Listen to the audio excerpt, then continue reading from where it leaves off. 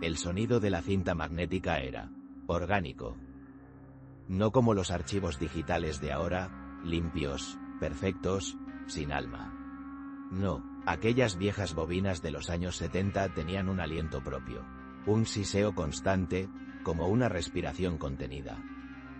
Y entre ese siseo, a veces, se colaba algo más. Algo que no debería estar ahí. Yo tenía 23 años, necesitaba el dinero, y el anuncio en el periódico era deliberadamente vago. Se necesita técnico de sonido para proyecto de archivo privado. Discreción absoluta. Excelentes condiciones. ¿Alguna vez has aceptado un trabajo sin hacer demasiadas preguntas, solo por la urgencia de sentir un par de billetes en el bolsillo? Ahora te pregunto yo a ti, ¿qué habrías hecho si ese trabajo te hubiese obligado a escuchar, noche tras noche, el eco de algo que nunca estuvo vivo? El lugar no era siniestro, al menos no a primera vista. Era el sótano de un edificio de oficinas en el centro de la ciudad, uno de esos bloques de hormigón y cristal que aspiraban a ser modernos en su época. Mi jefe, el señor Vives, era un hombre mayor, de traje impecable y manos temblorosas que delataban una edad que su postura erguida intentaba ocultar. Me explicó la tarea con una parsimonia casi irritante. Se trataba de un archivo sonoro de un tal Instituto Caelus para el estudio del potencial humano, una institución ya desaparecida. Mi trabajo era simple: digitalizar cientos de cintas de carrete abierto antes de que se degradaran por completo.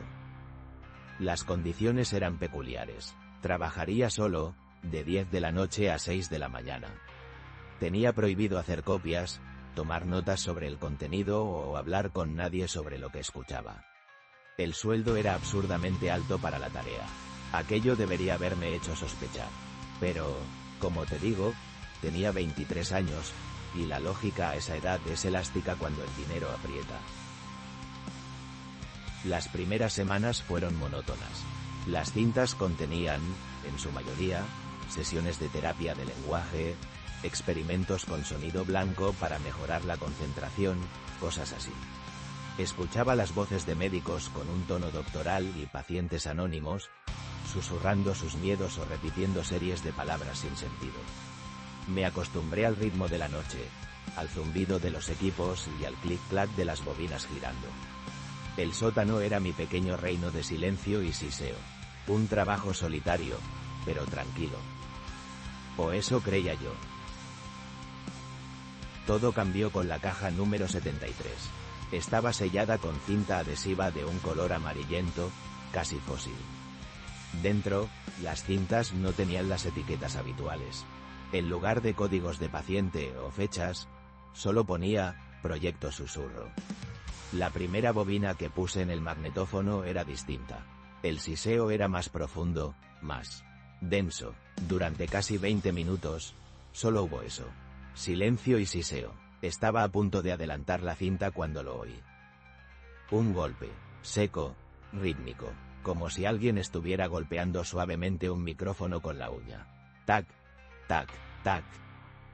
Duró unos segundos y desapareció.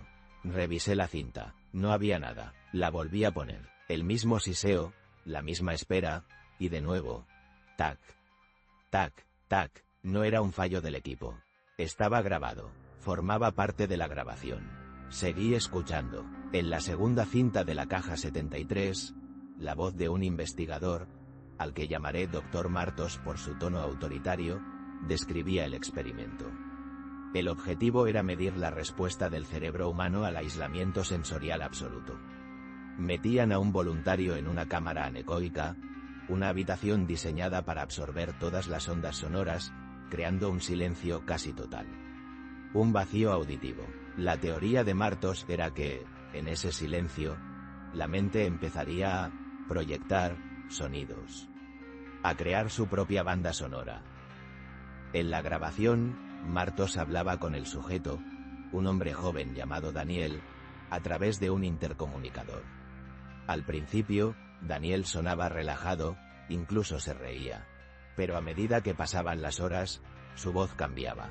Empezaba a describir sonidos que no existían. Un zumbido bajo, el murmullo de agua corriendo. Y entonces, mencionó los golpes. Es como si alguien estuviera al otro lado de la pared, dijo, con la voz temblorosa. Pero sé que es imposible. Esta habitación está suspendida, no toca ninguna otra pared. Martos, con su voz calmada y condescendiente, le aseguraba que todo era producto de su mente. Una alucinación auditiva, normal, esperada. Pero yo sabía que no lo era, porque yo también escuchaba los golpes. No estaban en la voz de Daniel, no estaban en la de Martos, estaban en un tercer canal, como si un tercer micrófono, uno que nadie sabía que estaba allí, los estuviera grabando. Tac, tac, tac. A veces eran lentos y espaciados, otras veces, rápidos y frenéticos, como un código Morse desesperado. Noche tras noche, me obsesioné con el proyecto Susurro. Me saltaba las otras cajas y me centraba solo en la 73. Escuchaba a Daniel descender lentamente hacia la locura. Empezó a hablar con los golpes. Les preguntaba quiénes eran, qué querían. A veces, los golpes parecían responder. Un golpe para sí, dos para no. El doctor Martos, en las grabaciones, sonaba cada vez más frustrado.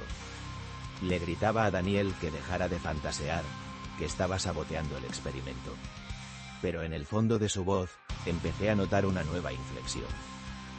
Miedo. Porque él también los oía. Podía notarlo en las pausas que hacía, en cómo su respiración se entrecortaba justo después de una ráfaga de golpes especialmente intensa. Fingía que no existían, pero los escuchaba. Ambos, médico y paciente, atrapados en una conversación con algo que no debería estar allí. Una noche, mientras escuchaba una de las últimas sesiones de Daniel, ocurrió algo que me heló la sangre. Daniel, delirando, empezó a susurrar. Está aquí, decía, no está al otro lado de la pared. Está en el silencio, crece en el silencio. Y justo después de que dijera eso, los golpes cesaron. Y en su lugar, del canal de audio, fantasma, surgió un sonido nuevo. Un susurro. No era una voz humana. Era como el roce de hojas secas, pero formando palabras. Palabras que no pude entender. Un lenguaje hecho de aire y polvo. Daniel empezó a gritar en la cinta, un grito ahogado y terrible. El doctor Martos cortó la comunicación. La cinta terminó abruptamente. Rompí las reglas. Esa noche, me llevé una de las cintas a casa. Necesitaba escucharla en otro lugar, lejos de la atmósfera opresiva del sótano.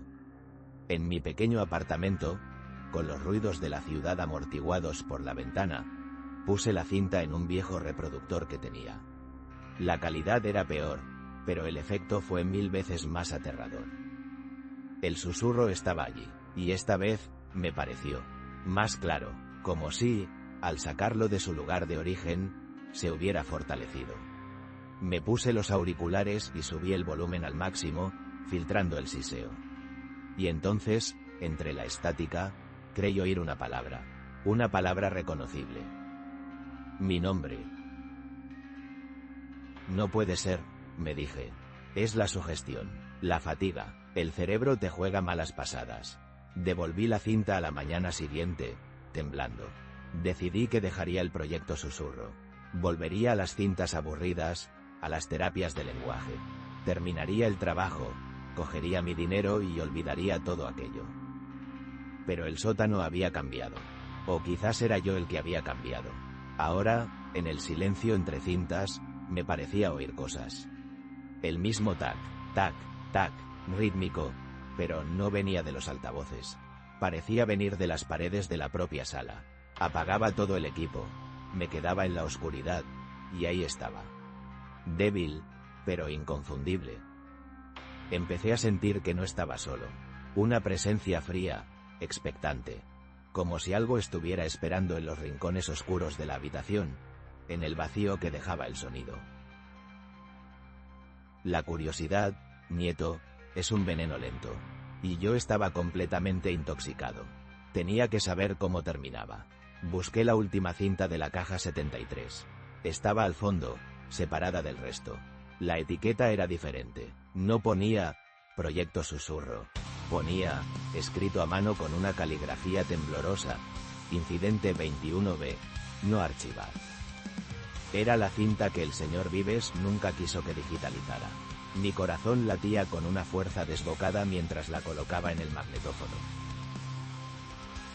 La grabación comenzó directamente con la voz del Dr. Martos.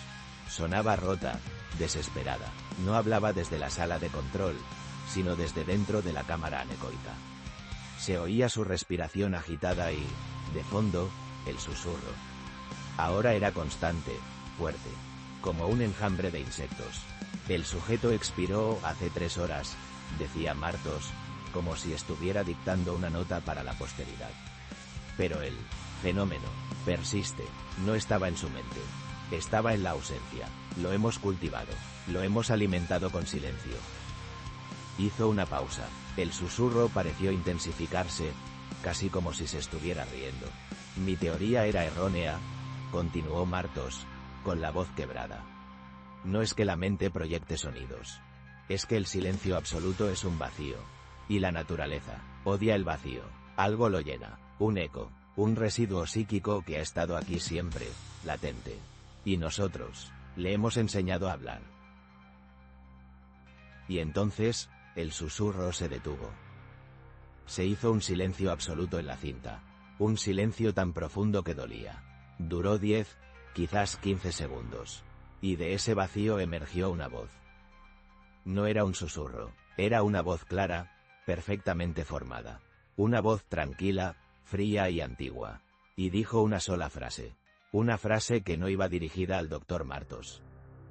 Una frase que viajó 40 años a través de una cinta magnética para llegar directamente a mis oídos, en la soledad de aquel sótano. Dijo, ya sé que estás escuchando. No grité, no pude, el aire se congeló en mis pulmones. Me arranqué los auriculares de un tirón, cayeron al suelo con un golpe sordo. Miré a mi alrededor, a las sombras que se acumulaban en las esquinas.